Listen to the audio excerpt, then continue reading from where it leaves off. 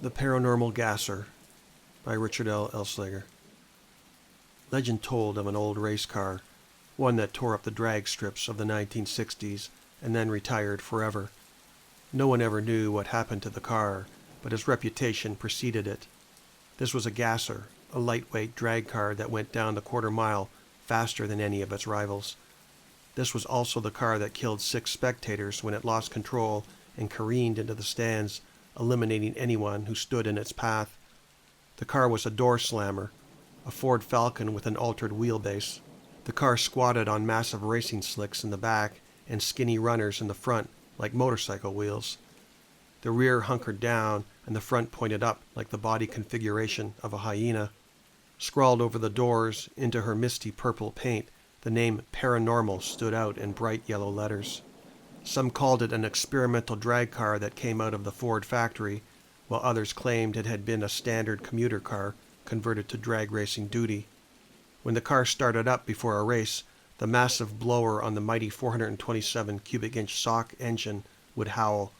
The engine would surge and fall like a breathing leviathan, a thing more alive than a mere conglomeration of machine parts. The pipes bellowed a thunderous note from unmuffled headers, and the whole car shook violently by the gentlest application of the throttle. The car never lost a race, a record that most refused to believe anymore. What they did believe was the car's kill count, the names forever attached to the event, forever memorialized in media clips and cemetery headstones if one chose to dig deeper. The owner responsible for the deaths quickly disappeared and was never found again. Time intervened and faded the dimmest memories, obscuring the event through the passing grains of an hourglass. In time, drag racing fell into obscurity, and the information age took its place with social media distractions and screens. No one cared about drag cars anymore, and even fewer remembered the car that killed so many decades ago. No one except for Kyle Rogers. The posted sign said "Permanently closed, no trespassing." Armed with a flashlight and a bag of tools, Kyle peeked through the dilapidated gate of the old wrecking yard. He saw scattered cars, mere shells of their former selves, stripped of parts long ago. Under the light of a blood moon, he removed the bolt cutters from his bag. Kyle paused to gaze at the moon, a rare astronomical anomaly he'd not seen before, but he knew its significance. He went to work and snapped the padlock, letting the chain fall away, then scanned the area one last time for onlookers. He pulled on the gate, and metal hinges sighed at the demand to once more open after years of disuse. Kyle closed the gate behind and disappeared into the depths of the yard, flanked by stacks of flattened cars. The drag car had to be here if it was anywhere at all. The wind stirred and blew soft caresses to Kyle's face and seemed to speak to him, to encourage him to delve deeper into the yard. The warm breeze enticed him, lured him deeper into the vast sea of broken metal, his only comfort and security, the cool glimmer from his flashlight. Kyle walked through the elaborate maze of cars that once had mechanical lives of their own, each reflective of its own whispered history that resonated both positive and negative energies. Now they sat useless, like burned-out incandescent bulbs, never more to cast their headlights upon an open road again. The information given to Kyle seemed preposterous and read like the incantation of a mad witch or crazy shaman, but Kyle Rogers wanted to believe. He wanted that car, knowing the very possession of the Falcon, the one that killed 6, would ensure him the power never to lose a race, a power beyond his most vivid imagination. He walked deeper into the yard with scant hope that the car would exist, that the information given to him by his grandfather was an elaborate hoax, a wild tale to entertain and captivate the imagination of a child. Kyle hung on to that memory through adolescence into early adulthood. Now he was here under the blood moon, and Kyle began to doubt himself. He considered turning back. He made a visual sweep of the yard, his hope waning. Then far beyond, a stack of cars, parked under the branches of an imposing oak tree. He saw an unmistakable outline, the silhouette of a strange car squatting on fat racing slicks, bearing a profile like no other car. Kyle Rogers aimed his flashlight at it, and the car disappeared. What just happened? Did he just hallucinate? Kyle turned off the flashlight to let his eyes adapt to the darkness. He stared at the spot, and slowly the car began to rematerialize. The haunting letters on the driver's door spelled paranormal, giving hope beyond any reasonable doubt that this was the infamous drag car. Kyle advanced toward the old Falcon, but again it vanished. Cloud cover obscured the blood moon, blotting out the extraordinary red beams of moonlight. The wrecking yard was cast into darkness once more, and Kyle tried his flashlight to illuminate the vehicle's presence, but only saw a sterile, empty spot where the Falcon once stood. The moon reappeared with sporadic bursts of red light until the clouds were gone and moonbeams once more cast their necromantic spell over the Falcon's paint, creating an aura of celestial delight. Kyle moved toward the car with greater alacrity until he was upon it. He touched the roof and felt its austere coldness, a metal machine created for one purpose only, to win races. The blood moon again disappeared behind a cloud, and the car vanished beneath his hand. Kyle touched the air and felt for an outline, but the car was no longer there. "Paranormal is right," he said, and waited for the moon to cast its bloody rays back onto the purple paint. It made sense why no one ever found the car. Without this celestial happening, without the blood moon, the car remained invisible to mortal eyes. The story he'd heard from his grandfather, the scary story told to him in secrecy, was true.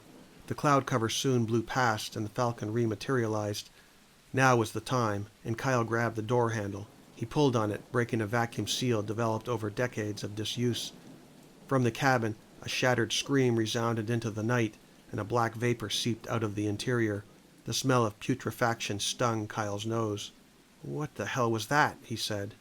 Kyle Rogers hesitated to reconsider. That shriek sounded human. Should he press on? How badly did he want the car? The scream, he opined, was nothing more than a rusty hinge, maybe the wind. It was, after all, a windy night. He smelled the foul odor from within, but the odor alone did not deter him. Perhaps some mouse had died somewhere within the interior. He could always purge the car of any accumulated filth, even a few dead mice if need be. An overpowering obsession to possess the Falcon seized control. Any remnant of common sense he had, any hint of fear or inclination towards self-preservation, had made its departure into the ether, along with the gaseous vapor that emerged from the desolate interior. The remnants from that black vapor soon evaporated and were no more. Kyle looked upon the moon and saw more clouds rolling in, threatening to blot out the intermittent projection of this bloody aberration. Kyle took one deep breath of outside air and stepped into the Falcon, taking a seat at the helm. He gripped the steering wheel, a small racy thing bolted to a bare steel shaft. The racing seat was shallow, but held Kyle Rogers firmly in place with no chance for movement during hard acceleration. It was as if the seat had been custom-made from its inception to accommodate him and only him. He paused to imagine the history behind the car, the driver, the races, and the fateful collision that killed 6. The wind stirred a powerful breeze through the wrecking yard. The driver's door shut hard on Kyle, and the sudden movement sent a shockwave through his body. Kyle motioned fast to open the door, but the handle would not yield. It must have become seized from decades of rust. He pushed hard on the door frame, while wrenching repeatedly on the steel handle. He searched for a window crank, finding none. The original door glass had been replaced with riveted plexiglass held in place by a thick metal bracket bolted along the entire length of the driver's door. Kyle calmed himself, took another breath, and reached over to the passenger side. That door had been welded shut, and the window also received the same treatment of plexiglass and rivets. He pounded on the plexiglass window, unable to pop it out of its track. He considered kicking out the window with his boot, but heavy cloud cover rolled in from the west, and dancing red rays from the moon grew weak over the hood. The Falcon began to disintegrate under the diminishing rays, and then the bodywork completely vanished around him. Trapped within the old drag car, Kyle watched the wrecking yard fade into a black morass of nothingness. He pulled hard on the door, desperate to extricate himself from this car, but his hands touched at nothing. At once, brilliant sunlight bathed the interior, streaks of sunshine hitting the dash and warming Kyle's face. He covered his eyes in reaction to the dramatic change in luminosity, going from an abyss of blackness to the brightest midday sun. Everything was happening so fast. No more did he see the wrecking yard, but now a drag strip flanked on either side by stands of people. The blast of an announcer over the loudspeakers said, "Here comes Paranormal, the most winning race car of 1965. Can you dig it?" The crowd jumped to their feet and cheered as the altered Falcon did a smoky burnout. Kyle was not in control of the car. He was as much a spectator as anyone else in the stands. The lumpy engine idle barked in aggressive cadence, and the bodywork shivered from brutish horsepower. Kyle's mind raced, unable to reconcile what he saw, what he experienced. He struggled for a grasp on reality. Just any reasonable explanation would suffice, but all his mind could do was tell him over and over this could not be happening. Kyle pounded on the door. "Let me out! Hey!" He screamed at the track worker who, in response, gave his thumbs up, signaling that the burnout was complete. The worker looked strange, otherworldly. The grid girl, a horrific monstrosity dressed in go-go boots, guided the Falcon back to the Christmas tree lights. She staged the nose of the drag car to match the starting line. Her face was formless, a flat patch of skin stretched over a skull with two huge black eyes put in place like an evolutionary afterthought. The Falcon lined up automatically without any input from its driver. Next to Kyle in the far lane, a Pontiac Catalina Super Duty revved its engine, the driver's face also a bland, formless lump of flesh with large, black almond-shaped eyes. Kyle looked back to the track worker again and scrutinized his features. The worker looked like an insect with glaring compound eyes that stared without emotion.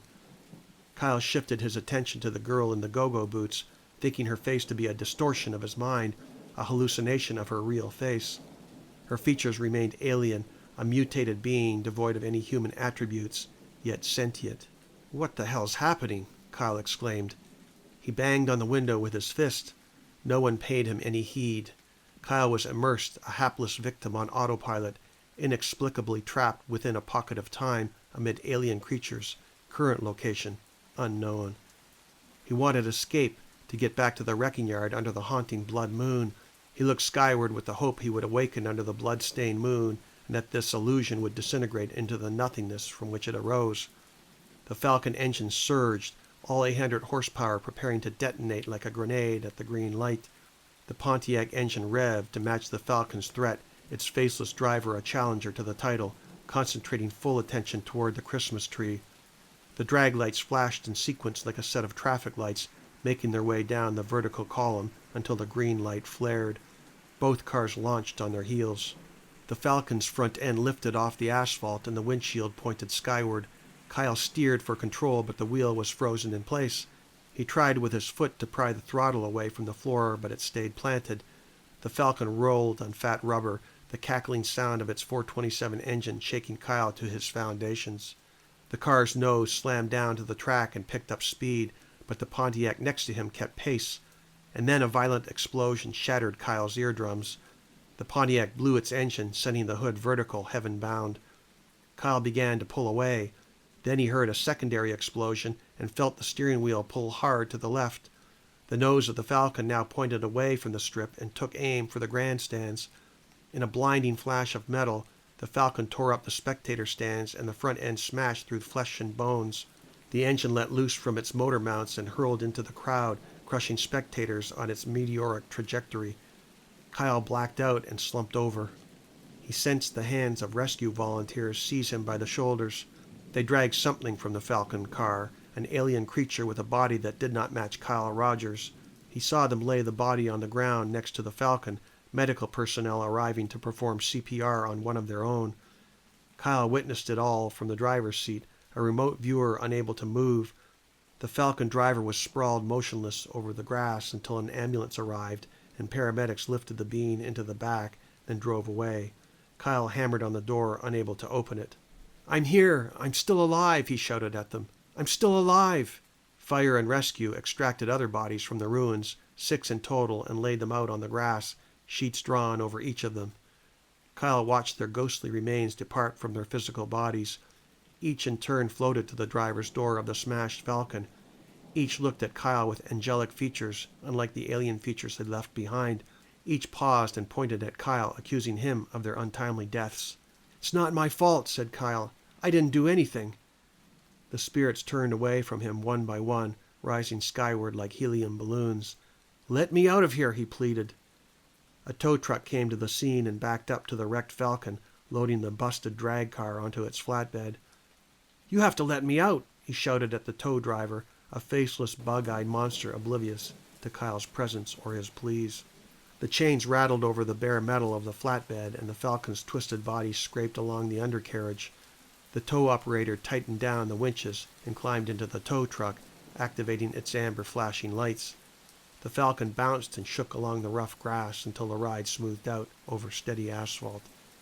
A sinking feeling of despair crept into Kyle, a sensation of hopelessness, of damnation. The ride took Kyle and the cherished Falcon through green pastures and rolling meadows. Kyle recognized the area. It looked familiar yet undeveloped. The tow truck made a sudden turn down a service road, and Kyle knew exactly where he was headed. He saw piles of cars backed up behind a fence. Ahead, he saw the entrance to the same wrecking yard, the yard where he first discovered this abomination on wheels. The truck pulled the Falcon beyond the wrought iron gates, and together they moved toward the back of the yard. The flatbed parked near the base of a small, slender oak tree. The tow driver exited and released the tie-down chains. He worked the levers that lowered the flatbed and unraveled the cables that led the Falcon to its resting place. Kyle made a desperate attempt to gain the attention of the operator. He kicked the glass and screamed, "Hey, I'm right here! I'm here! Let me out!" The plexiglass held fast, and the operator turned away. Kyle saw the partially exposed exoskeleton of the tow driver beneath his uniform, the humped back of an insect on display. The wrecking yard attendant appeared from between two stacks of crushed vehicles, and the two had a discussion. The tow operator presented a clipboard with paperwork, and the yard attendant gave a cursory glance before signing off. He quickly vanished between fields of bodywork and returned to the front office. The tow driver took one last forlorn look at the devastating damage to the Falcon, got in the tow truck, then pulled away. Kyle watched the truck grow smaller in the distance, and the reality of his predicament set in, that he was trapped in a lump of metal from which he could not extricate himself, trapped by a bubble of time with no way to escape. And even with escape, how would he manage in this alien world, a place where he remained invisible to these weird inhabitants? And if escape from the Falcon meant he would regain visibility in this world, then how would these beings react to his human face? Seen or unseen, either way, he might not survive. To die in an alien environment, trapped in the past, was not what he had in mind when he stepped into this car. How he longed to be home, to be back in his own time under the blood moon, and leave behind this cursed car, never to return. He made his decision. He needed to get out, to get back. These beings might know the formula to return him to his own world and to his own time. There had to be a way. Kyle leaned in the seat and closed his eyes to dream of home. He slept poorly that night, assaulted by bad dreams, and his body shivered within the icy cold interior. He awoke the next morning, mouth parched and a rolling hunger rippling through his stomach. A kink in his neck shot needles of pain every time he turned his head. He needed a plan to get out of this car or he wouldn't survive long. Dehydration would claim him well before hunger. That was basic biology. Maybe he could exit through the trunk. He climbed out of the driver's seat and crawled to the back. A thick firewall sealed off the trunk with substantial welds. Kyle kicked at the panel several times. The panel would not yield. He spent the morning looking for a weakness in the metal, some flaw in the chassis that he could exploit. He found none. The car was built for speed, but also survivability. By afternoon, cloud cover broke and the sun came out, beating down on the roof of the smashed Falcon, heating the interior. Kyle shifted to gather some warmth, offsetting the chill from last night. Hours elapsed with no solution in sight on how to get out of this damned wreck. Soon the sun began to retreat, leaving its springtime warmth behind. Kyle knew it would be another cold night. His hunger intensified with each passing hour, and his thirst went unquenched. He lay down in the back and fell asleep, hoping to conserve his energy through the night. He shivered as the temperature plummeted. The scant t-shirt and jeans offered little warmth on the cold steel floor. He woke up halfway through the night and climbed back into the driver's seat, huddling close to the vinyl upholstery for some modicum of comfort. Daybreak came and the rising sun crept into the cabin of the car, the warm rays a welcome sensation on his face. His stomach rumbled and his dry mouth craved water. Moisture had formed on the windshield through the night, and he put his lips to the glass, lapping up the droplets and savoring the scant hydration on his tongue. He knew this situation was unsustainable and began to think real thoughts of his untimely demise. He had to find a way. He had to get out of here. He clawed at the plexiglass, searching for a weak spot, a soft rivet or a misplaced gap that might give him purchase to pry the window. For 2 hours he worked at it, to no satisfactory result. In a fit of anger, he kicked hard on the door and the handle fell off. Kyle leaned back and released a chilling scream of frustration. The cabin was getting warm again, and an ambient level of comfort established itself, allowing Kyle to gather his thoughts and think through his situation. He tried the passenger window, this time using the same methodical approach to sleuth out a weak spot, but found nothing to give him an advantage. Kyle got back in the driver's seat and listened. He heard voices getting closer. 2 teenagers scouring the yard for parts. They came upon an old 50s Cadillac parked next to the Falcon. Both harbored insect features like the rest of the inhabitants of this strange world, but Kyle was getting used to it. The boys were right there, right in front of Kyle, and he screamed at them. He banged on the window, kicked on the door, and pounded on the roof, hoping they would discover him and perform a merciful act of rescue, regardless of his own hideous face. Neither boy showed any awareness of Kyle's existence, as if Kyle's corporeal form remained invisible to this realm. For an hour, Kyle watched them remove parts from the Cadillac, knowing there was no chance they would notice him. It was daylight, and there was no blood moon in the sky, nothing that would illuminate either Kyle or the drag car in this wrecking yard, no celestial hope of rescue. Kyle was beginning to understand the circumstances necessary for escape. A confluence of factors was needed, or he would be forever doomed. The boys left with their trophies, and the yard again grew quiet. Kyle knew he did not have much time left. Several more days and nights passed with no food, no water. He waited for the blood moon to return. Perhaps that held the key to escape, but no moon would appear. Kyle only saw unfamiliar constellations in the night sky. Kyle felt himself slipping away, growing weaker by the hour. He did not know how much longer he could endure the painful hunger and thirst. And then he woke up one morning feeling better than he ever felt before. Looking around, he saw that nothing had changed. He was still trapped in the body of the Falcon, but something had indeed changed. No longer was he hungry, thirsty, or cold. Kyle looked into the rearview mirror. Reflected back at him was a rotted face.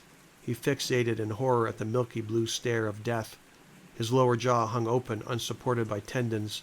Tears of blood streamed down his cheeks. Kyle screamed. He tried to touch his face, to verify that this was not another hallucination, but the sensation of touch was gone. He looked for his hands and searched to find his legs, but they were gone too. Bewildered, Kyle's thoughts made him float to the roof of the Falcon. He bounced along the headliner. Did I just die? His vision had changed, and he now saw in a 360-degree panoramic field. It terrified him to the core. "Let me out," he begged. He attempted to pass through the metal, but his spiritual essence was met with a barrier of energy that kept him in place. If there was a hell, Kyle now realized that he found it in the strangest venue imaginable. The answer was there, and he knew the outcome. There would be no escape from the drag car either in life or death. This was his tomb now. He was grateful to no longer feel hunger or thirst, but now his spirit felt an irresistible urge for escape, to find a path to freedom. Days became weeks, and weeks became months. Years rolled by in this nightmarish hell until one night, under the guise of a blood moon, he saw himself once more a young man on a mission. The Falcon door opened, and in a final scream of release, a dark gaseous vapor streamed out of the Falcon and floated toward the dark skies. Kyle Rogers flew headlong toward the blood moon, forever leaving behind the Gasser known as Paranormal.